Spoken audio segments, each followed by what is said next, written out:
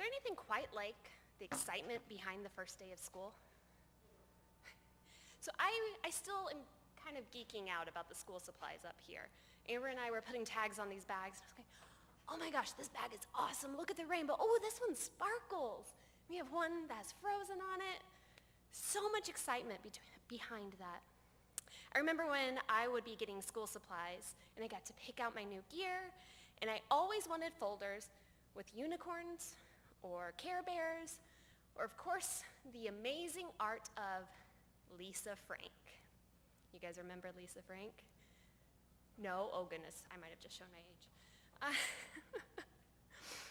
I got to go shopping for new clothes and would spend hours trying to figure out which one of my new outfits I was going to wear on the first day and how I was going to do my hair.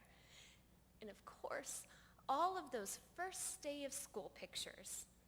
I don't know about any of you, but right now my social media is full of first day of school pictures.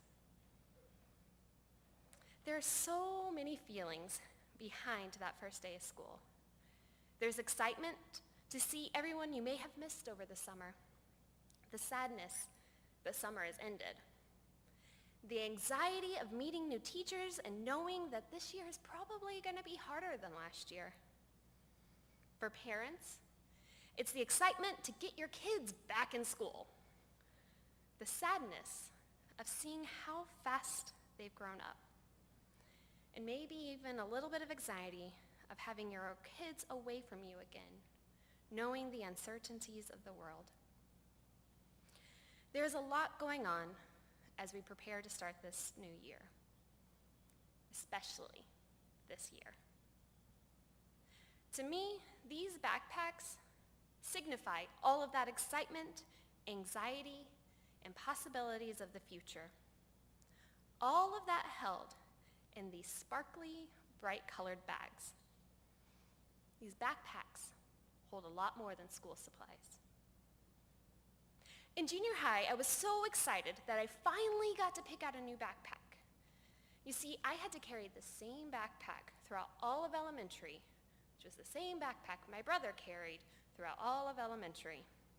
And I would complain and complain about the fact that I had to use the same bag every year. But all of my friends, they got new backpacks. But whenever I would complain about that, or really anything to do with school, my father's response was always the same. And I'm going to guess that most of you have heard this one before. Well, when I was a kid, I had to walk to school, and it was 5 miles both ways. And my eyes would roll in the back of my head, and I would say, let me guess, in 3 feet of snow? And my father would unironically say, yes, yes I did.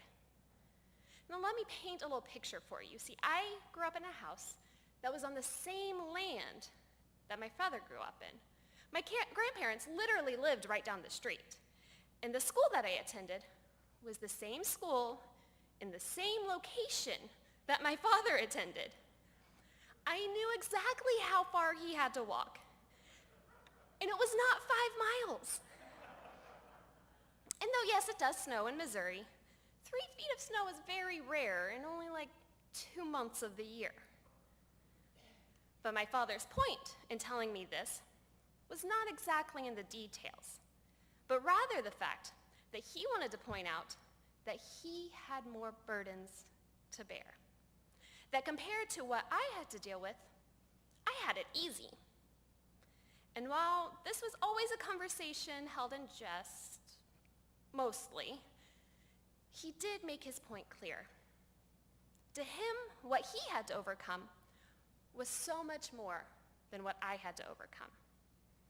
To him, my problem was complaining or not being grateful for the gifts I had received. Well, and he wasn't really wrong, but was that the whole picture? So that school year that I got my new backpack, well, it was a very unique year, and my backpack became very heavy. Yes, and I was probably complaining more about it, and maybe even acting out a little bit, because there were so many burdens, so many things outside of my control that had weighed heavy on me. You see, the same year that I finally got to pick out my own backpack was the year of the Columbine shooting. This one act of violence changed my entire school experience. What had once been a safe haven of learning and friendship was now marred by the idea of danger lurking behind each corner. The anticipation of what this meant for the world weighed so heavy on those in school. I went from being so excited to carry all of my new school supplies in my new purple polka-dotted backpack to being told that I had to put my bag in my locker at the beginning of the day and could not take it out again until after the last bell. I was told we couldn't wear trench coats, and we were to fear those who might be wearing them. We were reminded every day by all of the now locked doors in our school that we could be in danger.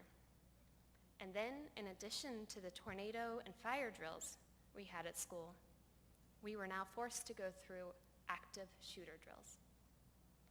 Yes, both my backpack and my dad's backpack, they were both heavy. But I think we forgot sometimes how much the other held.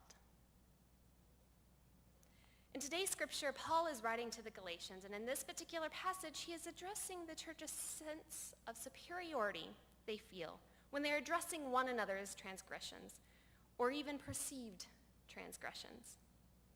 You see, as followers of the teachings of Jesus, we know when approaching someone with the intent of correcting them to not be tempted to think we are better. You are not to be caught up in this perceived sin, or by overcoming it, by it overcoming you.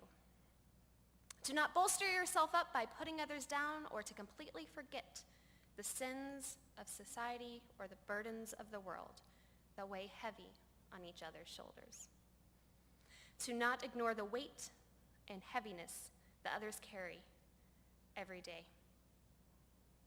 This act of showing how good you are in comparison to others is not how we prove we are followers of Christ. It is not the call to us as the church to point out each other's backpacks or to add to the weight of those backpacks. It is the call of the church to stand in that burden, to help alleviate that weight, to help the wearer, to love, to be kind. That is how we fulfill the law of Christ. That is how we show that we are children of God. We bear each other's backpacks. Now, these words have really struck me in the last few weeks, as they have applied to me almost literally. As many of you know, I was put on a weight limit of how much I could actually lift. At first, I couldn't lift more than 5 pounds. Then I couldn't lift more than 10 pounds. And let me tell you, that was not easy. I was unable to do many of the things that I had taken for granted, like moving out our tables for the drive-in, or bringing in items from my car, or even bringing my computer to work. That became a challenge. And it was such a great relief whenever I had help. When my husband would tell me, "I don't care what I'm doing, I will drop it and help you carry everything up from the car." Or when I was cleaning up in the youth room and Jacob told me to stop and that he would move the heavy items for me. Or when Arita bought all of the concession stand items and helped set up for the drive-in. Or during our campus beautification, when people of all ages and all stages coming together to move dirt, to plant plants, to cut overgrown plants, and to paint our benches. All while all I could do was cheer you on. All of this came as such a huge relief to me, a way of showing me that I was loved and taken care of, and a feeling of welcome, of belonging, of relief, of love. This is what I hope all of us feel when we walk onto this campus. Today, we actually have a physical representation of how our church has stepped up to relieve the burdens of many, many families through the Partnership and Family Promise.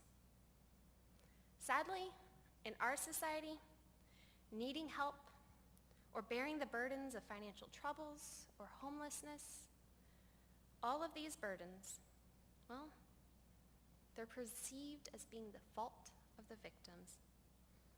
The weight of these burdens that are completely outside of their control. Rather than telling them how to fix themselves, Family Promise helps to relieve those burdens, helps them to get back on their feet.